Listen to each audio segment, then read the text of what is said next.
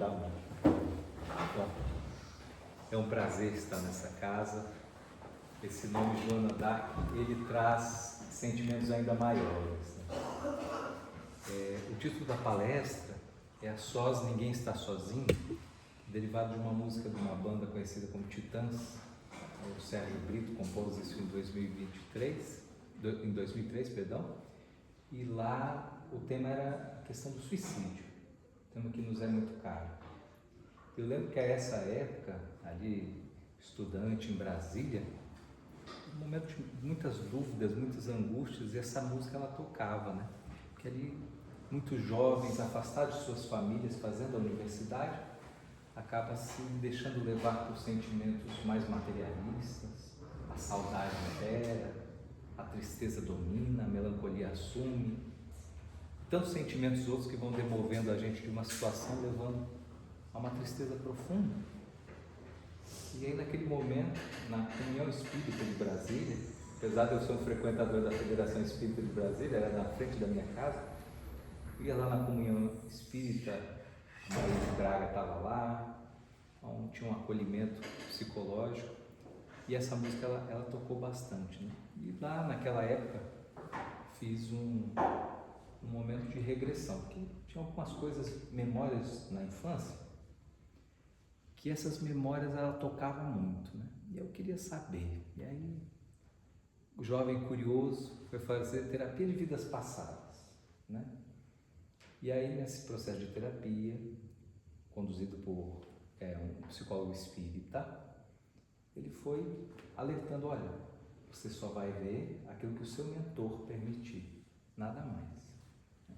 Então foi reduzindo ali um momento. Nesse primeiro momento, é um momento que vai subindo uma colina, muito próxima de um penhasco, e aí tem uma árvore grande, enorme, e um homem enforcado. E era um momento muito interessante, que eu deveria ser um jovenzinho, devia ter ali os seus 12 anos, mais ou menos, a idade da Sofia, minha filha, que está aqui. E aquele homem enforcado tocou, né? Quem será esse? Quem será esse homem? Aí numa outra sessão, eu pedi à espiritualidade, ao mentor, que levasse até essa figura, quem era ela. E aí a segunda situação, é a situação que tem um muro de um castelo enorme, e eu sangrando com uma lança enfiada no peito, e aquela dor, e aí eu olhava minhas vestes, era uma veste de um frade, na verdade um dominicano. E aí eu caí no chão e não conseguia me levantar, não conseguia levantar por nada. E eis que uma mão aparece para levantar. E aí vai olhando assim mais ativamente, esperando que seja um amigo e não um inimigo, né? Aquela mão vem, é uma mulher em uma armadura, cabelos negros, mas tinha um capuz que preservava aquele cabelo, olhos pardos, olhos castanhos, mas com um brilho tão forte, tão transformador, e ela naquela armadura a levantar. Essa é Joana d'Arc, que leva o nome desse centro. Então, o dia que eu ia vir neste centro, Joana d'Arc, a emoção foi tão grande, mas tão grande, tão grande. Falei para minha esposa: olha, eu acho que a gente precisa mudar para Santa Helena. Eu acho que isso é transformador, né? Mas a própria história de Joana d'Arc, ainda como uma encarnação algumas encarnações anteriores conhecida, como vem nos trazer principalmente Humberto de Campos, que seria numa reencarnação anterior Judas Iscariotes, que talvez nem esse seja o nome de Judas, mas esse foi o nome que nos trouxeram, né? Mas que não foi a criatura, como traz Humberto de Campos, Maria Dolores, no livro Coração e Vida, na psicografia de Chico Xavier também. Não foi Judas, talvez um traidor, por assim dizer, mas ele mesmo foi traído. Humberto de Campos nos revela que aquele homem ele queria impulsionar um movimento, ainda ávido pelas questões materiais. Jesus, que não escolheu nenhum ser de luz para acompanhá-lo, tendo ele ali uma pleiade de espíritos angelicais que poderiam conduzir o apostolado na terra, mas ele vem escolher pessoas como nós, simples ainda, no processo evolutivo ainda.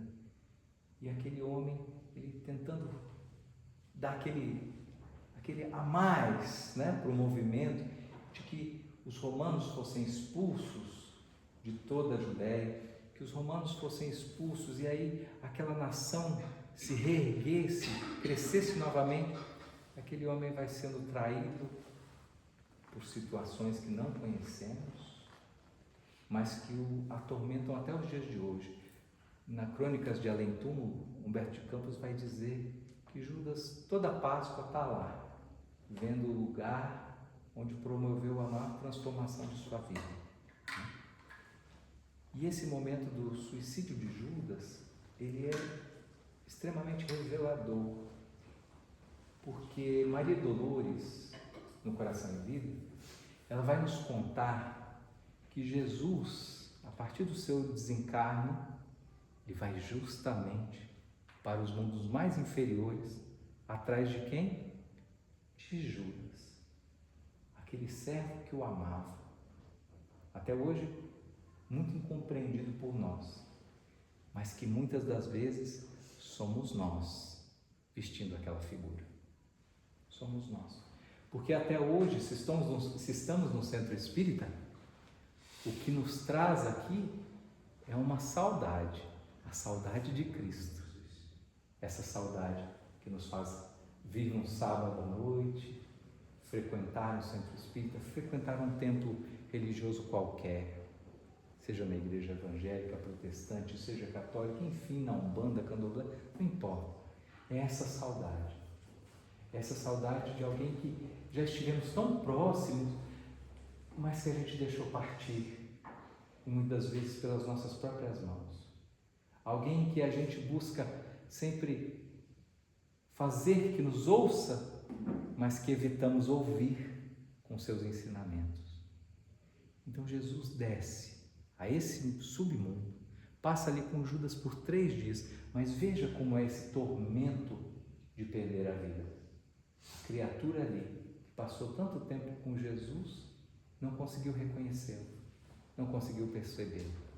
E o máximo que o Cristo consegue fazer é adormecê-lo para que ele possa ser conduzido para um resgate, para um tratamento.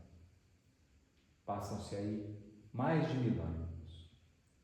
E aí, essa figura Joana d'Arc acaba sendo torturada da mesma forma que ela fizera em outra existência, com um processo de traição, né? Que a gente denomina traição, mas interesses maiores, interesses escusos que dominam a nós, seres humanos, e transportam aquela figura tão nobre, tão elevada, que onde passava, imagine você, no século XII, uma mulher, uma senhora de 17 anos, imagine, conduzindo um exército. Até hoje a gente é capaz de imaginar que criatura que é essa, né? E olha só, é essa mesma criatura que vem trazer esse consolo, mostrar sua fé no futuro, mostrar sua determinação. E aí o título desse encontro de hoje, A Sós Ninguém Está Sozinho, é porque muitas das vezes, quando somos levados à ideação suicida, quando somos levados a não querer nos matar, mas eliminar a dor que habita no nosso coração, neste momento, esse desespero toma uma forma, ele fica maior e ele nos conduz a situações impensadas. Em todas as obras que a gente vê, desde Prisca Zéres, o suicídio ele tem um ponto singular. O primeiro suicídio que a gente encontra no Velho Testamento, por exemplo, é do rei Saul. Nome curioso, né? Porque Saul deriva Saulo de Tarso, que mais tarde vira Paulo de Tarso. Saul, curiosamente, ele não era predestinado a ser rei, porque ele é da tribo de Benjamim. Dentro das 12 tribos, aquela que estava predestinada a ser o rei de Israel, era da tribo de Judá. Mas ali não tinha, naquela época, nenhuma criatura nobre, com uma elevação moral, que pudesse assumir. Então Samuel indica que Saul deve ser esse primeiro rei. E ele assume. Mas é tão curioso que quando ele assume o reinado, ele não vai receber a coroa, ele não vai receber as dádivas que eram recebidas ali para aquele momento. Ele se recusa. Então todo aquele clero, aquelas pessoas vão até ele para propor. Porque ali habitava humildade, habitava uma pessoa que é aquela que a gente tem mais de pura e simples, uma criança dentro de nós. Mas aí mais tarde, aquela pompa toda, aquelas regalias, aquela multidão buscando ele, aquilo vai transformando. Até que aparece um jovem chamado Davi. Davi. Esse jovem ainda aparece ali meio destrambelhado, mas meio que predestinado, sendo ele da tribo de Judá. Então eles seriam um possível rei, né? Saul, ele foi heróico, ele conseguiu lá nos filisteus buscar as tábuas onde tinha os 10 mandamentos, como a gente chama, né? Era um homem corajoso, nobre. Mas aí com a vinda de Davi, com o surgimento de Davi tendo uma preponderância ali no exército de Israel, acaba que começa a surgir outros sentimentos que estão muito ligados também às ideações suicidas. O ciúme, a inveja, a vaidade sendo colocada à prova, o orgulho, tudo isso. Então ele começa a buscar eliminar Davi. Ele tenta de diversas formas. Um dos seus filhos, que também era muito nobre, Jonathan, é encarregado de fazer isso, mas ele adquire uma amizade tão grande com Davi que ele se recusa a fazer. Jonathan, ele pega suas próprias vestes e entrega para Davi, transformando ele no príncipe sucessor, o que fere amargamente seu pai. É como se ali já existisse o filho pródigo, aquele que toma a herança e dá para outro. E aquilo vai passando, os filisteus vêm, invadem o reino de Israel e ele é consumido por uma depressão. É o primeiro momento na Bíblia que a gente encontra a depressão. Não, obviamente, com esse nome, é um nome mais moderno lá, a depressão, né? Antes a gente encontrava como melancolia. Assim como nas obras de Kardec, nós vamos ver doença mental chamada de loucura. Não tinha transtorno mental, doença mental, não existia esses nomes, né? E ali, naquele momento, invadido pelos filisteus, regado de depressão, ele vai se matar, para não ver aquele império ser tomado, né? Aí depois tem aquela cena de Davi e Golias, ele com uma funga acerta lá uma pedra na cabeça do gigante, e aí assume todo esse império, tem todo mundo pessoal. Mas vai trazendo esses personagens, tudo aquilo que traz, que leva a essas ideias. Muito recentemente, um pai lá nos Estados Unidos, numa determinada região, viu seu filho de apenas ali 10 anos de idade cometer suicídio. 10 anos, imagina o que é isso, 10 anos.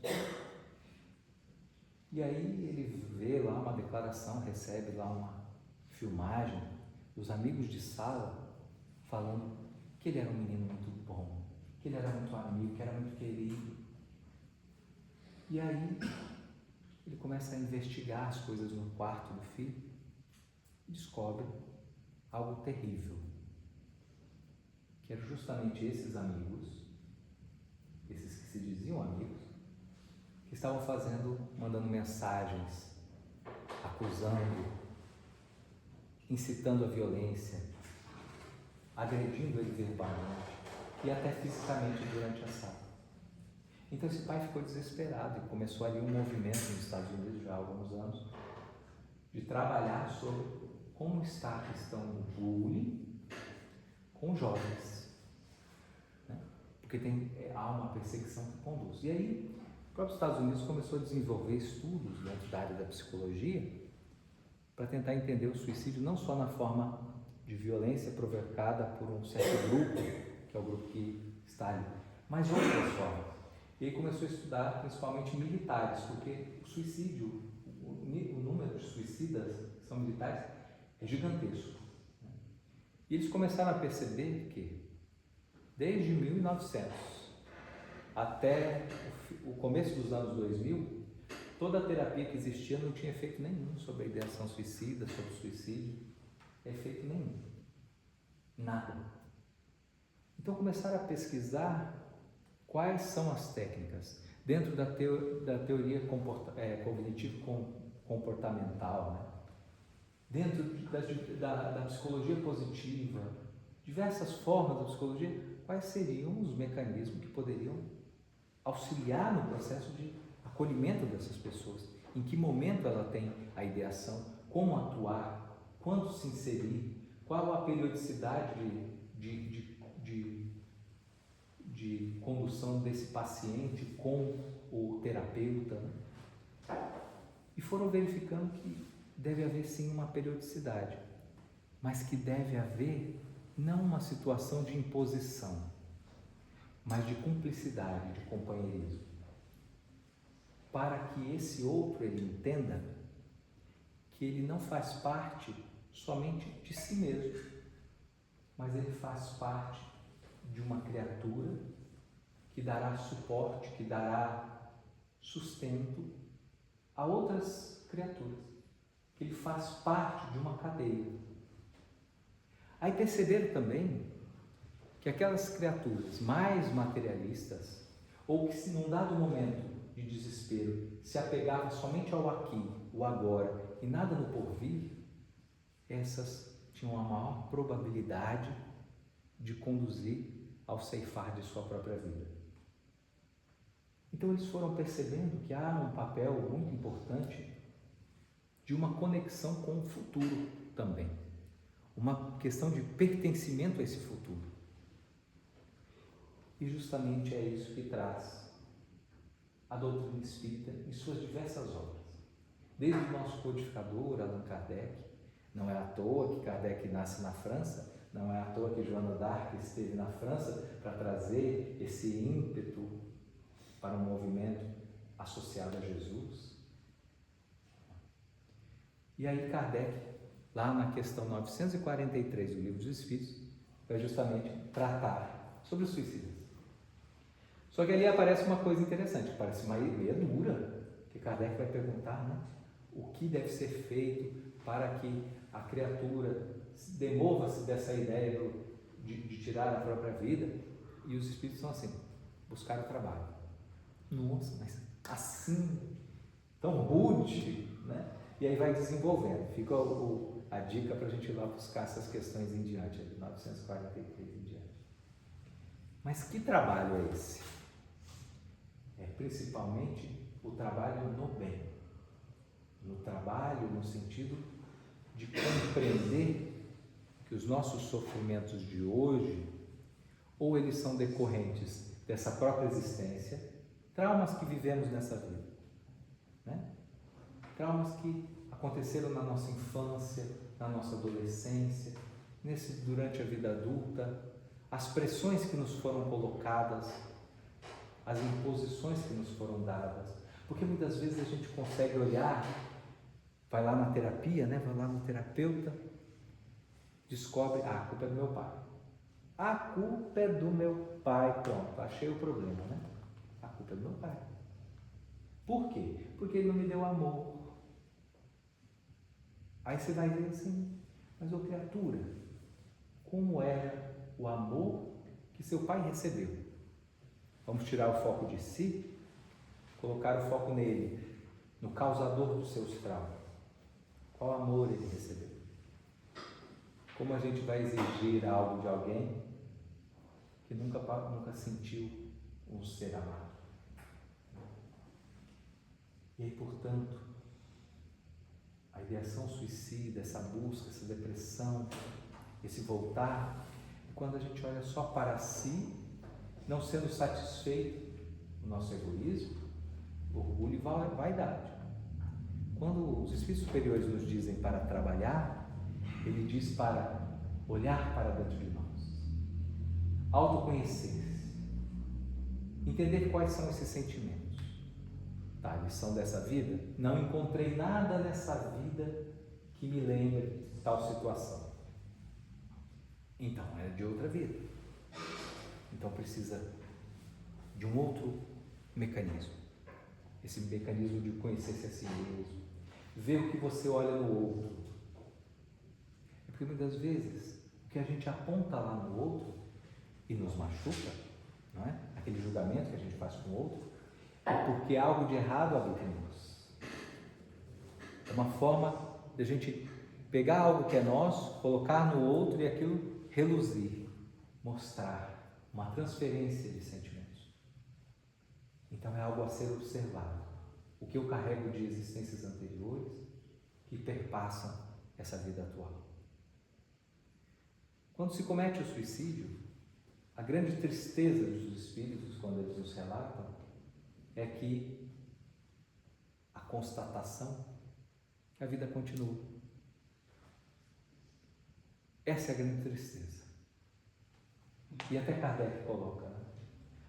Ai, se os suicidas soubessem, tivessem o conhecimento da doutrina espírita, que só morre o corpo, que a alma prossegue, jamais se meariam por esses caminhos.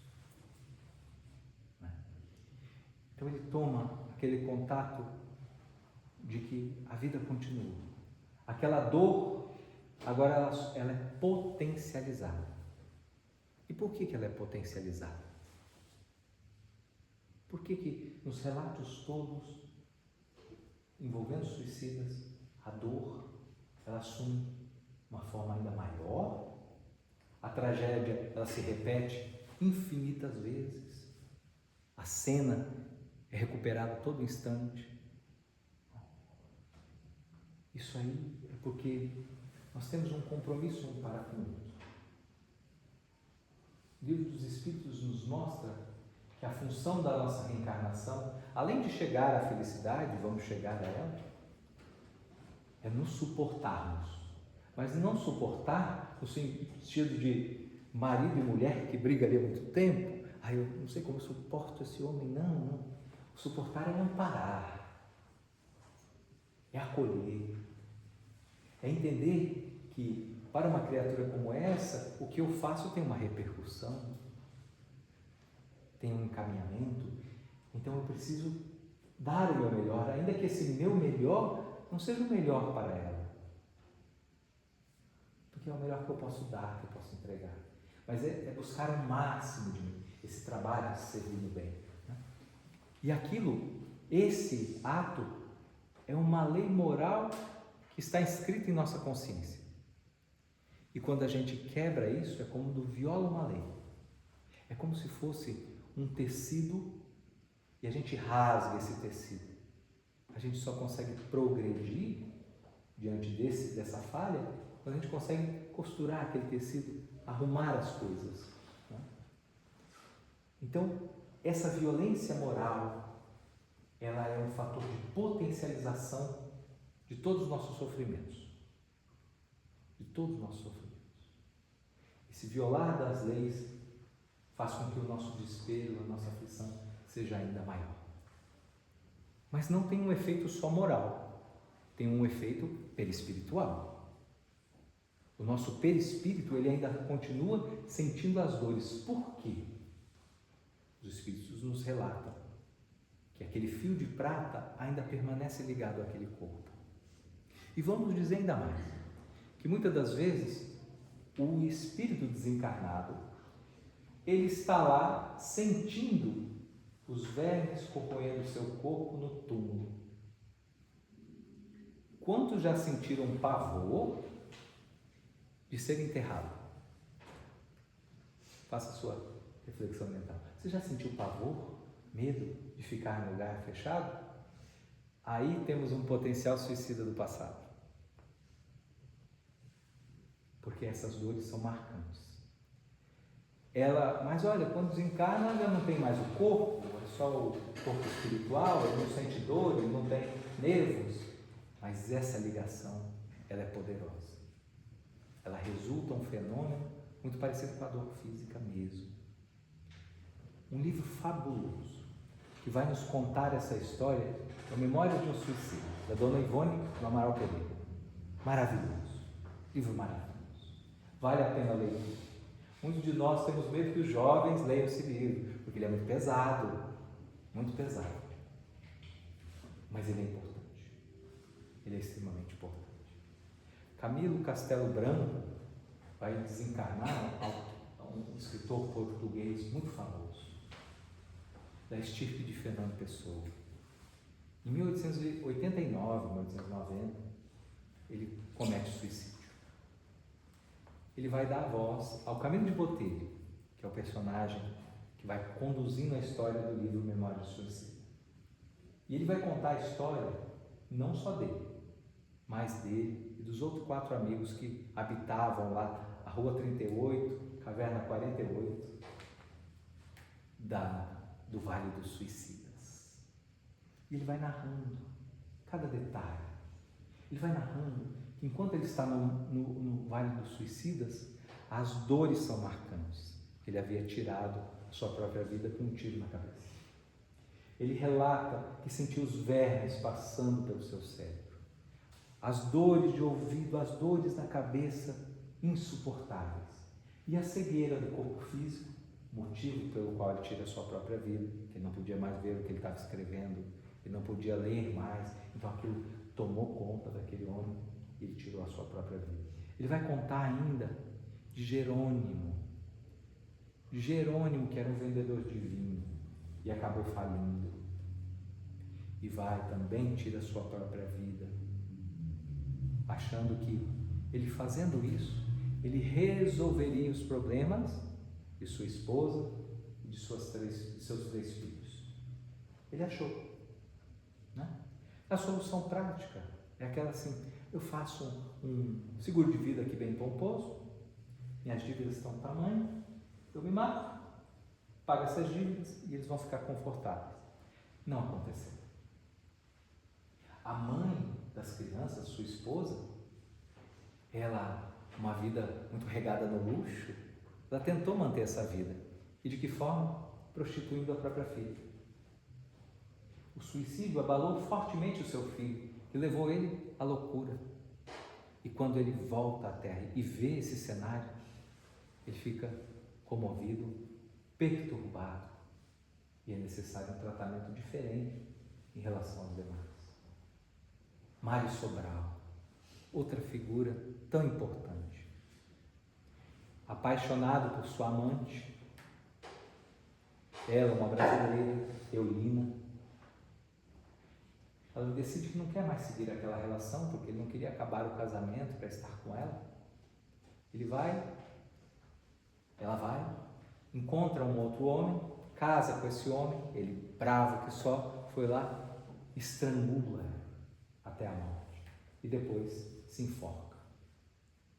Chega no plano espiritual com as marcas, a dor na garganta, todo um ferimento na região do pescoço, que vai acompanhá-la pela próxima encarnação. Este Mário Sobral, ele tem uma situação que é incrível, porque ele vai se conscientizando do ato cometido, ele vai se transformando, ele mesmo vai vendo a necessidade de reparar essa dívida. E aí lá do meio para o final do livro você vai ver que ele regressa à Terra com toda a deficiência que você puder imaginar. A mãezinha dele abandona, uma lavadeira vai tomar conta dele, essa lavadeira morre, a filha mais nova ali, a filha de 15 anos, acaba cuidando dele.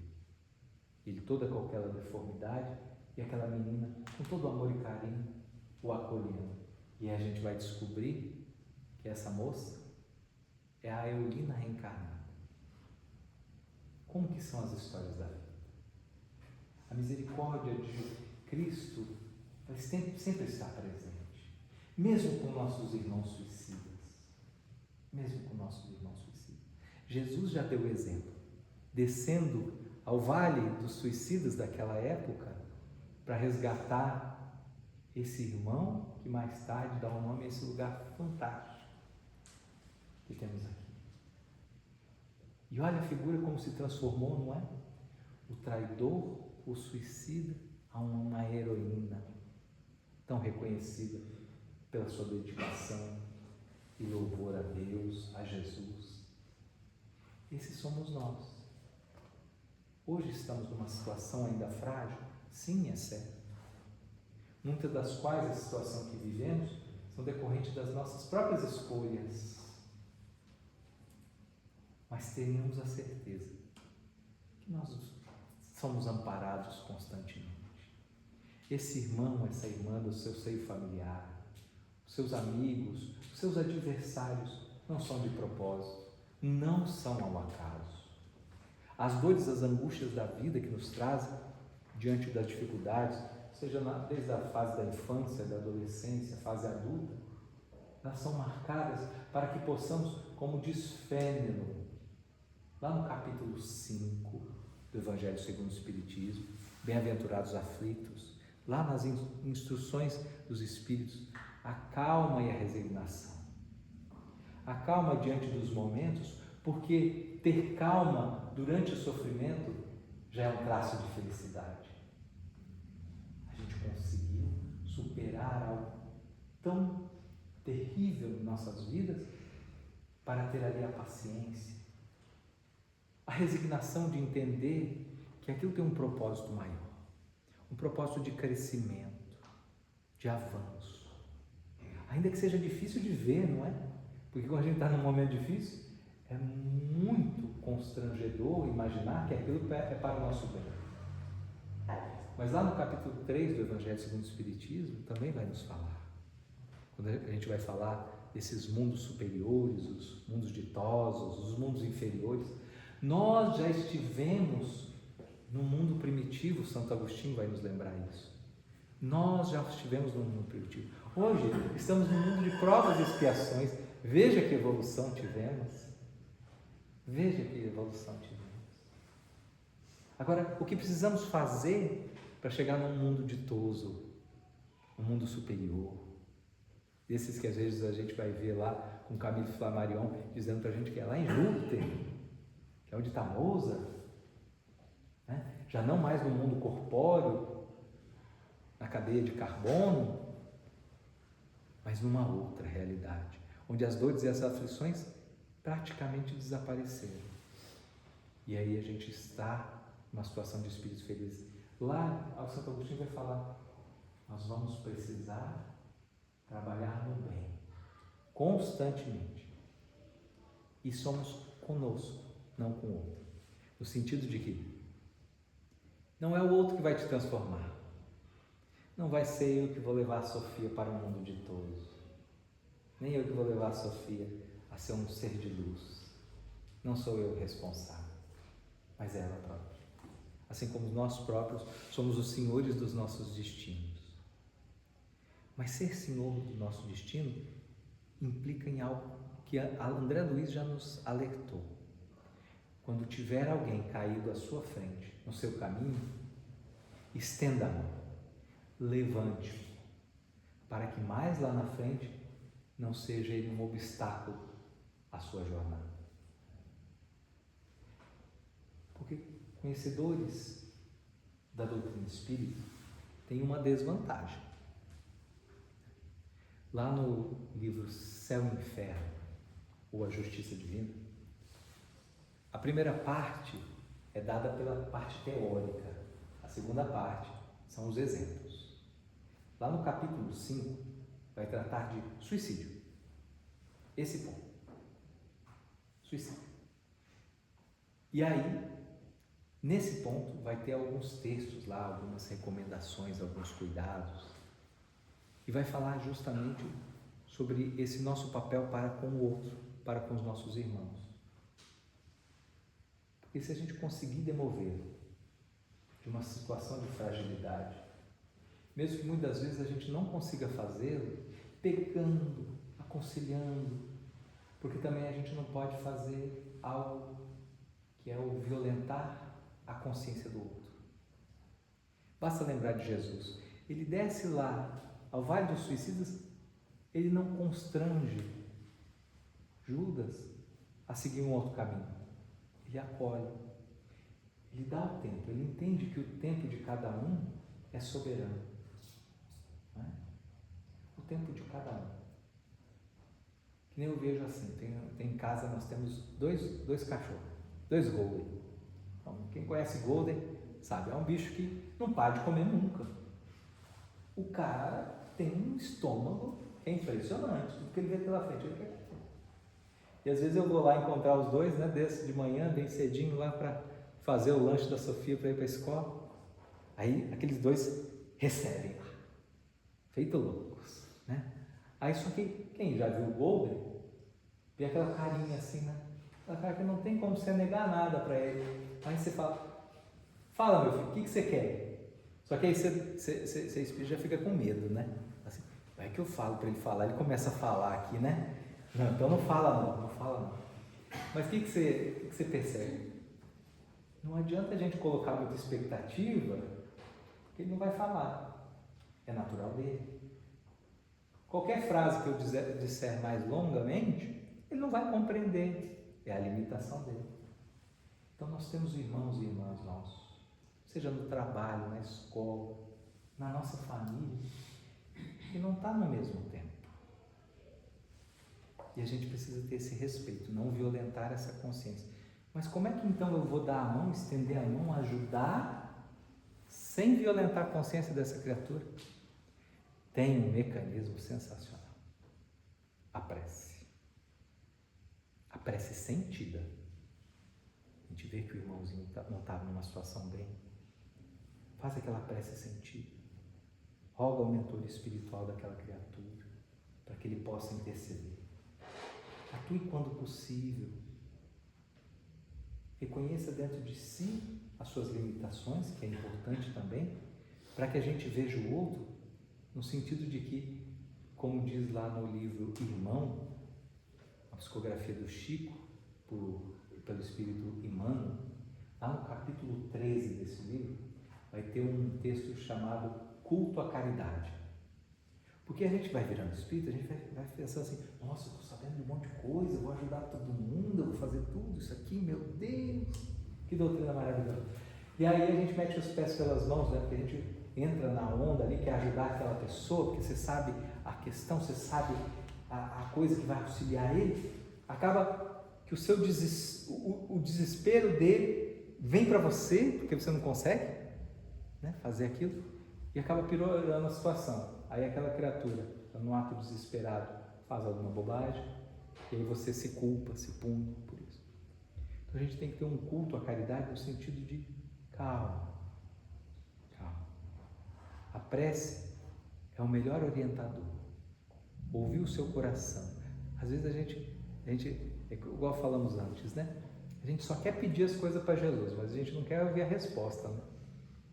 Igual a Madre Teresa de Calcutá falava assim, alguém foi lá perguntar para ela, você fala com Deus?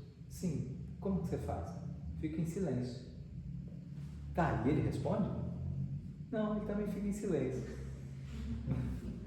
Fica em silêncio. Mas a gente se entende. A gente está bem. Né? Às vezes tem que entender essa paciência, o tempo de cada coisa, né? Esse tempo. Mas aí a criatura cometeu suicídio, passou lá pelo umbral, ressignificou tudo para ela, entendeu o seu compromisso. Alguns não conseguem, né? Alguns suicidas são compulsoriamente colocados para a reencarnação. E acontece que muitas mãezinhas queridas assumem essa dura tarefa, vem aquela criança, muitas das quais não vivem muito tempo, é só o tempo de dispersar um pouco do fluido vital, porque o fluido vital no desencarnado, ele é o grande potencializador psíquico para os dramas, então precisa dispersar isso. Ainda é mantida a vinculação com o corpo por uma questão de misericórdia, porque se tirar aquela criatura, André Luiz, 8 anos no umbral, não é verdade? Se já resgatassem ele e colocassem lá em nosso lar, não ia dar certo. Ele ia ficar perturbado, ia gerar perturbação, não ia compreender a situação. Ele precisou daquele dispersar de fluido vital na região umbralina. Então aquilo, por mais que nos doa, é um ato de misericórdia. É igual pensar uma criança, uma criança de 2, 3 anos, pega uma faca lá e se corta.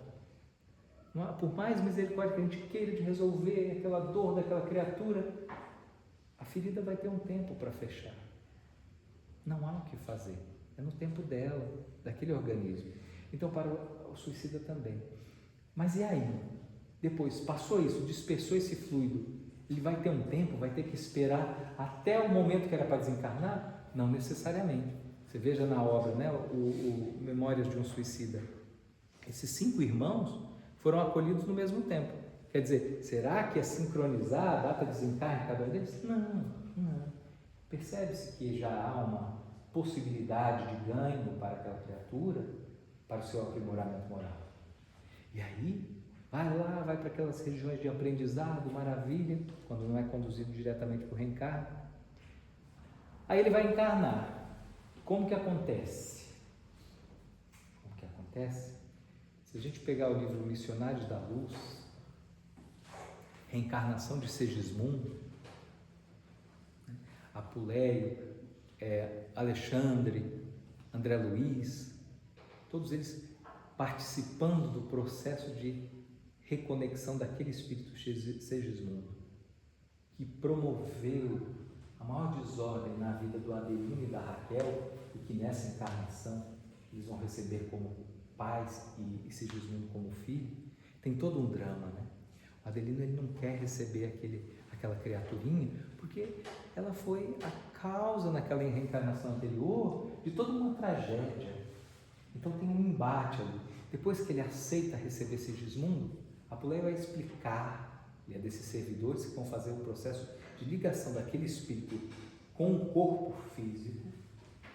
No momento da concepção, a gente vai notar que o processo de reencarne, o perispírito vai dar forma para aquele corpo que vai nascer.